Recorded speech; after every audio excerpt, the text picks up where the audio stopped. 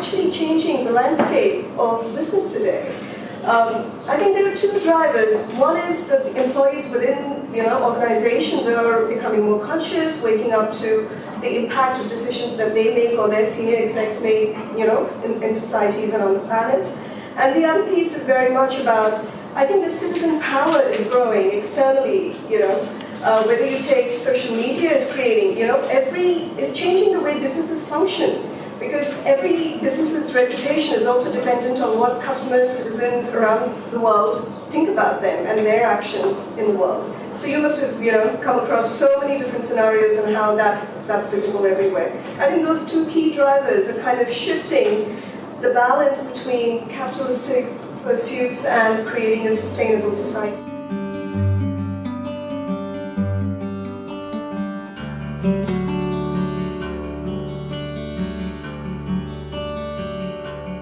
Well, the thing that's non-negotiable are the core values. They don't change.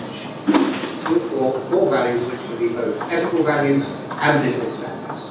They don't change, but their application in a local culture might do so. Let me tell you a story that illustrates this.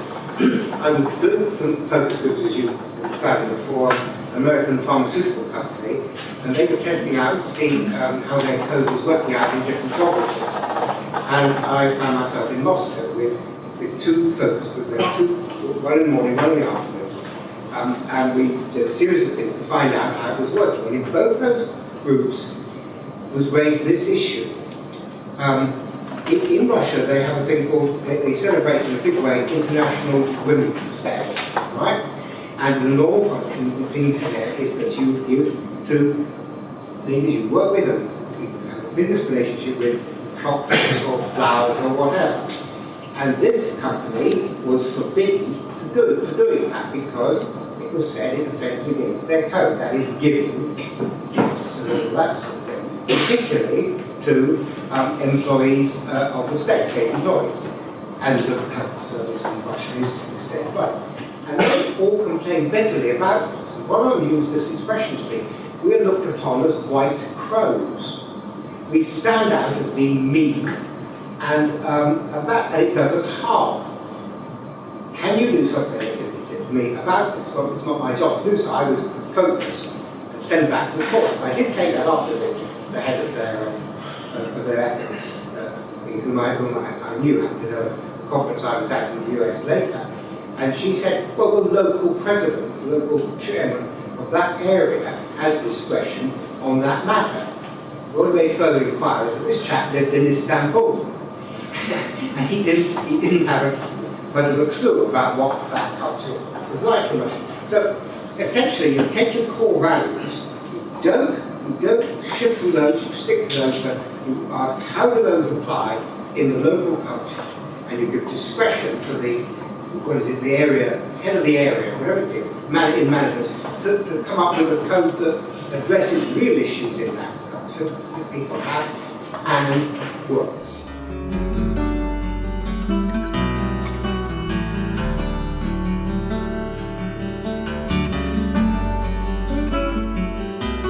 Recognising diversity in all its walks and talks and shapes, treating others as they should be treated. So it is about respect. Or client value creation is not about making a fast buck, but it is about delivering value to our clients and recognising what is important to them as well. The code is fleshed out by action statements, so it's a resource that you can ask. You almost ask a question and see whether there is a dilemma in there that you can access to help you make a decision. And then failing that, if it's not covered by one of the core values or examples, there is an ethical decision-making model at the back of the code. And basically that model just steps you through the decisions that an individual has to make about a particular situation. So the first question you are asked is it legal or illegal? Well, if it's illegal, you know you're not to do it. It's pretty easy. But then you get down into those sort of right versus right dilemmas, or what would be the answer that's best for the community or better for the greater good of more people.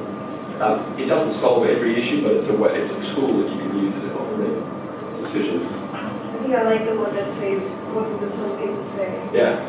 Okay. Or how I translate that. What would your mother think? Okay. What would your mother think if you made this particular decision? But the way, it's all very well having a paper document, it's all very well having a computer-based tool as well. But you need to then attack message dissemination in a number of different ways. Tone from the top and leadership is very important. So you will get leaders talking about the code in themes are weaved through the communications that come out during the course of the year. In all of our induction, so when people are joining and milestone schools, when people get promoted, there is discussion around the code and core values. There are regular postcards, email postcards that come out just talking about situations to remind people around ethics. And just sort of connected to the way in which we manage our people as well, we have a leadership model of management, which means it's not just about profit turning or profit sold, it's how you're managing our business appropriately as a leader.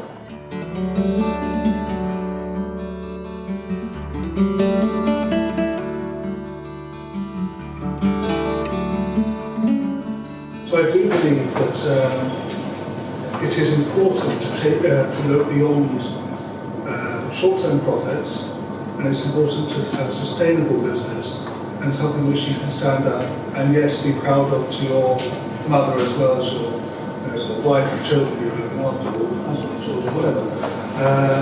And I think part of the problem has been that over the last 4 years, I suppose, we've changed a bit, but there was a culture of short-termism whereby quoted companies, particularly financial sector institutions, were reporting having to report on a quarterly basis to satisfy shareholders who are pension funds who are us, so it's all really weird that being responsible. And the people who were working in those organisations were under the pressure to deliver. If they did deliver short-term profits, they would get a lot of money out of it. And so the question is, would someone stand up there and say, no, that's not ethical? No one did. I don't think anyone did. And it required the world to collapse, laws to be implemented to stop it.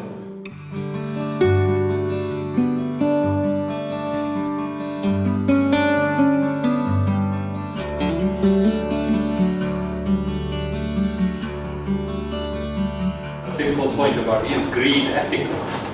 And the question becomes, what kind of greed and what level of greed? I mean, if we look at economics textbooks, the aim of business should be to maximize profits. But then, in a way, what you're also doing is maximizing greed. And what we often find when greed is maximized is someone loses and someone gains. And quite often, it's a lot of people lose and a few people gain. And what that creates is more and more inequality. So, I think when we talk about ethics, we have to address the bigger questions as much as the smaller questions. What are the basic principles of business? What is the basic motive behind profit? Should businesses go for profit at any cost? Should businesses take a responsibility about not to perpetuate inequality in society? For example, the issue about maximum salary.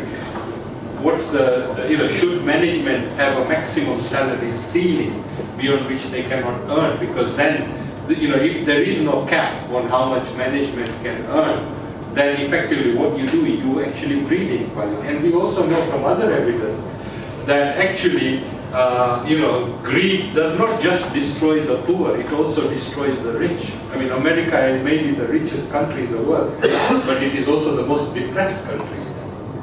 So there is scientific evidence that actually greed does not bring permanent happiness. And we need to bring that out to the parents, so core. And this is also why, when we look at Generation Y, nowadays a lot of law firms I hear are finding that young people who join them leave after 5 or 6 years because suddenly they find the pressure too much that they actually they can't find meaning in the work that they do. And actually they are looking for doing something meaningful, doing something which resonates with their inner spirit and their inner soul. So there is a whole shift in demographics. Some of the best talent is now coming from ethical young people And these will also drive the change. But also for companies to attract them, they need to be ethical, they need to be clear and transparent. And they need to show that they care for the environment, they care for the society from which they recruit. That society is not different from the company. I think the point about law is that actually if an individual commits a crime, it's a criminal offense and you go to jail. If a company commits a crime, very often no person goes to jail. The company is a legal fiction. And what's happened with the Bribery Act, which is interesting, is now the issue has become personal. That actually if individuals within a company are caught perpetuating bribery, they can be arrested and imprisoned. So suddenly the whole debate on ethics has taken a different shift altogether. And so again, we need to look back at the legal charter of a company, limited liability company, which was created for a specific reason, and that reason has completely changed. So you've got now global corporations which are limited liability companies, which have got huge power and very little democratic accountability. So the legal system needs to change, society needs to change.